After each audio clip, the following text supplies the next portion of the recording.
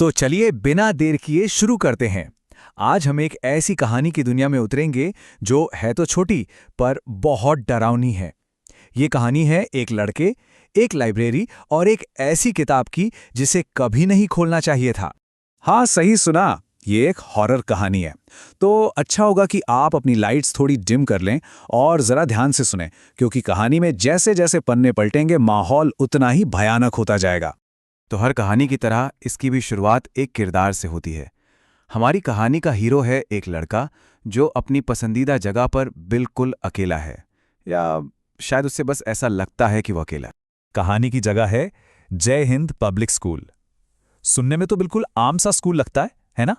दिन में तो बच्चों की आवाजों से गूंजता है, लेकिन जैसे ही शाम ढलती है, यहां का सन्नाटा कुछ और ही कहानी कहता है।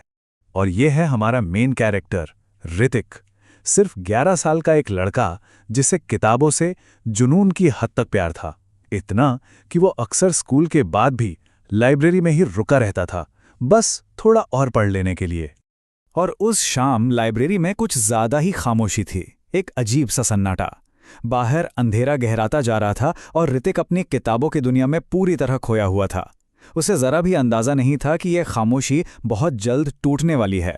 उस गहरे सन्नाटे को अगर कुछ तोड़ रहा था तो वो थी खिड़कियों से आती हवा की एक अजीब सी की आवाज, जैसे जैसे कोई धीरे धीरे फुसफुसा रहा हो।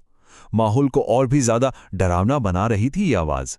अब ऋतिक तो बस एक अच्छी सी डरावनी कहानी वाली किताब ढूंढ रहा था, लेकिन उसे क्या पता था कि उसे जो मिलने वाला है वो किसी भी कहानी से कहीं ज्यादा खौफनाक होगा। एक ऐसी खोज जो सब कुछ बदलने वाली थी। किताबों की अलमारियों के बिल्कुल अंधेरे कोने में उसकी नजर एक किताब पर पड़ी। पूरी तरह धूल से ढकी हुई काले रंग की एक पुरानी सी किताब। देखने से ही लग रहा था कि इसे शायद सालों से किसी ने हाथ भी नहीं लगाया होगा। उस किताब के कवर पर कोई नाम नहीं था, कोई तस्वीर नहीं थी, बस गिने चुने 5 शब्द लिखे थे, एक चेतावनी की तरह, आखिरी पन्ना कभी मत खोलना। बिल्कुल सीधी साफ चेतावनी। पर क्या ऋतिक जैसा लड़का इसे मानेगा? ना, बिल्कुल नहीं। ऋतिक तो हंस पड़ा। उसे लगा ये तो बस डराने का कोई पुराना तरीका है। वो मनी मन बोला, अरे ये भी कोई बात हुई भला? और उसने फैसला कर लिया कि वो इस चेतावनी को नजरअंदाज करेगा। और बस यहीं से सब कुछ बदल जाता है। ऋतिक के इस एक फैसले ने अंधेरे में छिपे किसी अनजाने डर को जैसे दावत दे दी। अब जो होने वाला था उसकी तो उसने कभी कल्पना भी नहीं की थी। जैसे ही ऋतिक ने किताब का पहला पन्ना पलटा, एक झटके में पूरी लाइब्रेरी की बत्तियां बुझ गईं। चारों तरफ सिर्फ घना डरावना अंधेरा। और उस अंधेरे में अचानक एक जोरदार आवाज गूंजी, धड़ाम। डर के मारे वो किताब उसके हाथ से छूटकर नीचे जमीन पर जा गिरी थी। उस सन्नाटे में वो आवाज किसी धमाके जैसी लग रही थी। एक पल के लिए तो ऋतिक की सांस ही रुक गई। उसे साफ महसूस हुआ जैसे कोई कोई ठीक उसकी पीठ के पीछे खड़ा है। उसकी सांसें तेज हो गई और कांपती हुई आवाज में उसके मुंह से निकला, कौन कौन है? अंधेरे से कोई जवाब नहीं आया, बस एक आवाज आई, किसी के चलने की, बहुत धीमी। ठक। वो आवाज अब और साफ हो गई थी, और भी करीब, ठक। हर ठक के साथ ऋतिक का दिल जैसे उसके मुंह को आ रहा था। वो जो भी था अब बिल्कुल उसके पीछे था। ठक।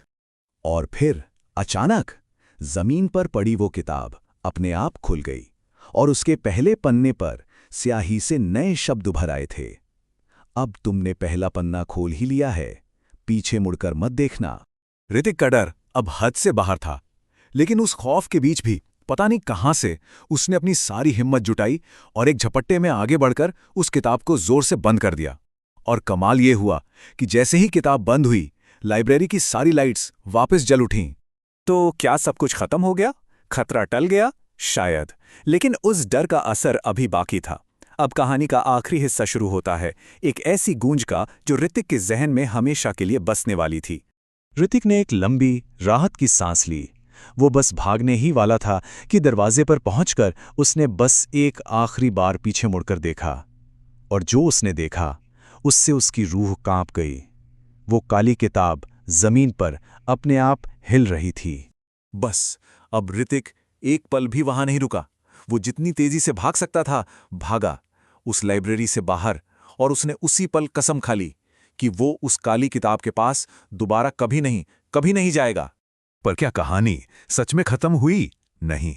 उस रात के बाद भी, आज भी, कभी-कभी आधी रात को जब हर तरफ गहरा सन्नाटा होता है, ऋतिक को आज भी वही आवाज सुनाई देती है, ठक ठक ठक। वो आवाज जैसे आज भी उसका पीछा कर रही हो, एक ऐसी गूंज जो कभी खत्म नहीं होती। और एक सवाल हमेशा के लिए उसके साथ रह गया है, क्या उस अंधेरी लाइब्रेरी में आज भी कोई इंतजार कर रहा है कि कोई आकर उस किताब का आखिरी पन्ना खोलेगा?